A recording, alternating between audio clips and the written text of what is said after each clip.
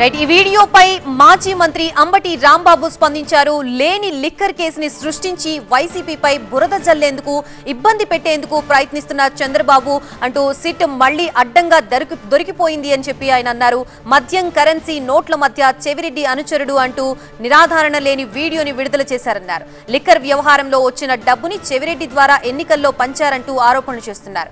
ఎన్నికలు మేలో 2024లో జరిగితే 2023 మే నాటికే 2000 రూపాయల నోట్లు రద్దయ్యాయని, ఇప్పుడు ఆ వీడియోలో స్పష్టంగా 2000 నోట్ల కట్లు కనిపిస్తున్నాయన్నారు అంబటి రాంబాబు. అంటే చెవిరెడ్డి ఎన్నికల్లో లిక్కర్ వ్యవహారంలో వచ్చిన డబ్బు పంచారన్నది ఒక అబద్ధమని ఒప్పుకున్నట్లుగే ఉంది అంటూ ప్రశ్నించారు అంబటి రాంబాబు. ఇప్పుడు ఇలాంటి ఈ వీడియోని లిక్కర్ అక్రమ కేసుకి లింకు పెట్టే ప్రయత్నం చేస్తున్నారన్నారు అంబటి.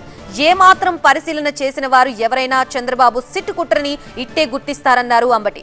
లిక్కర్ అక్రమ కేసులో ఇప్పటి వరకు ఆధారాలు లేక చంద్రబాబు సిట్ పిల్లి ముగ్గలే వేస్తోంది అని చెప్పి అంబటి రాంబాబు అన్నారు.